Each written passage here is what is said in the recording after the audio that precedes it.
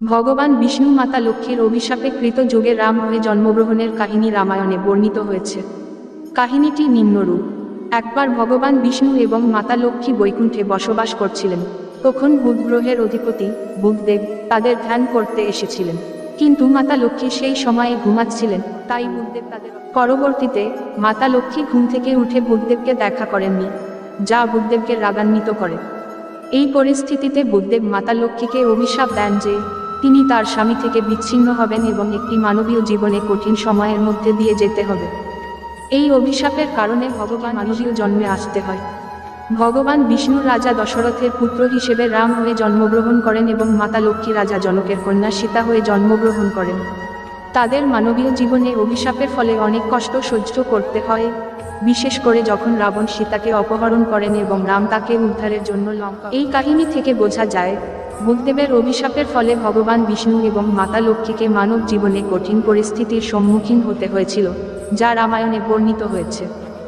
ভগবান বিষ্ণু এবং মাতা লক্ষ্মীর অভিশাপে ত্রেতা যুগে রাম হয়ে জন্মগ্রহণের কাহিনী খুবই বিস্তৃত এবং বহু ঘটনার মধ্যে প্রতীক। কাহিনীকে বিস্তৃত আকারে বর্ণনা করার চেষ্টা করব। ভূমিকা। পুরাকালে বৈকুণ্ঠধামে ভগবান বিষ্ণু এবং মাতা লক্ষ্মী বিরাজমান ছিলেন।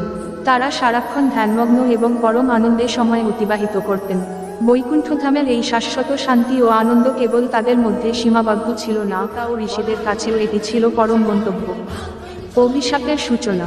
একদিন বুধ গ্রহের অধিপতি বুধদেব ভগবান বিষ্ণু এবং মাতা লক্ষ্মীর দর্শনের জন্য বৈকুণ্ঠধামে আসেন।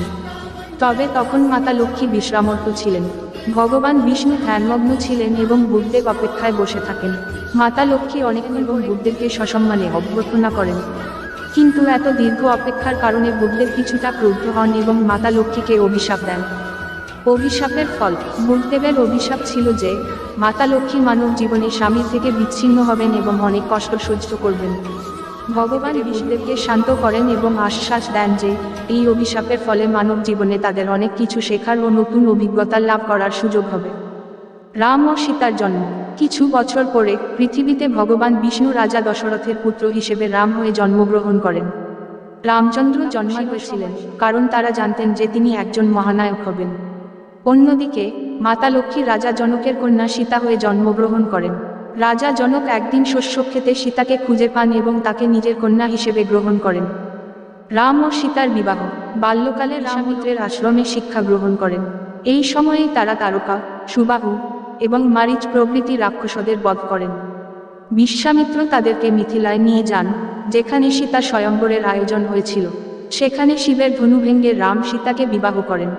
বনবাস ও রাগের পর কিছু বছর অযোধ্যায় সুখে কাটানোর পরে রাজা দশরথ রামকে যুবরাজ ঘোষণার সিদ্ধান্ত নেন। কিন্তু কৈকেয়ী রানী তার পুত্র ভরতের জন্য রাজত্ব দাবি করেন এবং রামের জন্য 14 বছরের বনবাস চান। ভগবান রাম এই সিদ্ধান্ত মেনে নিয়ে সীতার সঙ্গে বনবাসে যান, বসবাস করেন। কিন্তু রাবণ সীতাকে অপহরণ করেন এবং লঙ্কায় নিয়ে যান। রামের লঙ্কা যাত্রা। রাম এবং লক্ষ্মণ সীতাকে উদ্ধারের জন্য হন্যে হয়ে খুঁজতে থাকেন। এই সময় তাদের সঙ্গে হনুমান এবং সুগ্রীবের বন্ধুত্ব হয়। হনুমান লঙ্কায় গিয়ে সীতার অবস্থান নিশ্চিত করেন। লঙ্কায় আক্রমণ করেন এবং রাবণকে বধ করে সীতাকে উদ্ধার করেন। ফিরে আসা ও অভিশাপ মুক্তি।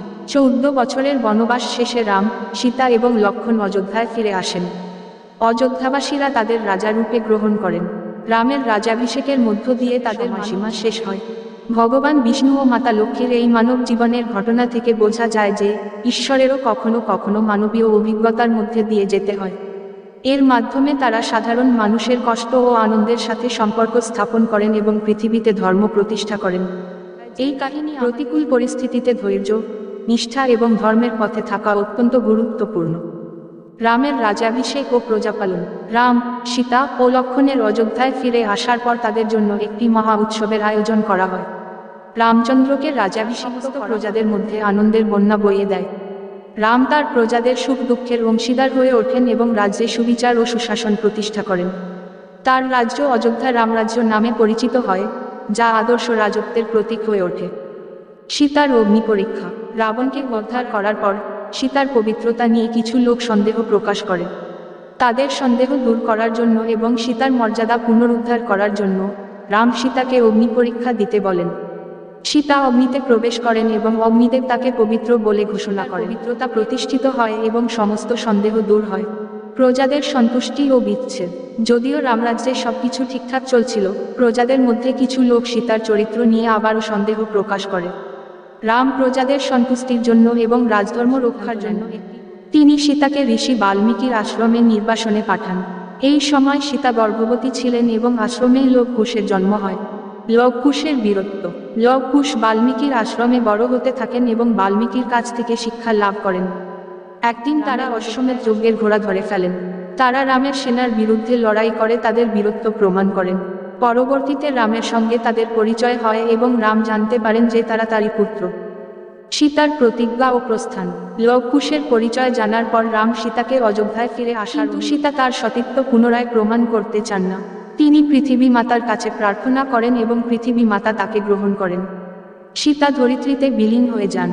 রামের অমরত্ব লাভ। সীতার প্রস্থান এবং পুত্রদের দায়িত্ব পূর্ণ করার পর রাম তার জীবনের উদ্দেশ্য সম্পূর্ণ হয়েছে। তিনি সার্জু নদীতে স্নান করতে যান এবং সেখান থেকেই অমরত্ব লাভ করে বৈকুণ্ঠধামে ফিরে যান।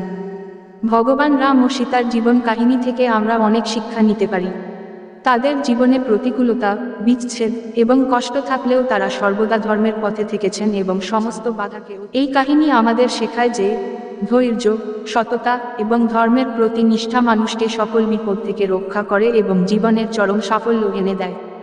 এটি শুধুমাত্র একটি ধর্মীয় কাহিনী নয়, বরং মানব জীবনের একটি আদর্শ মডেল, যা আমাদের সঠিক প্রতিটি চ্যালেঞ্জের মুখোমুখি হতে প্রেরণা দেয়। এই হলো ভগবান বিষ্ণু এবং মাতা লক্ষ্মীর অভিশাপে রাম ও সীতা হয়ে জন্মগ্রহণের কাহিনীর পূর্ণ বিবরণ।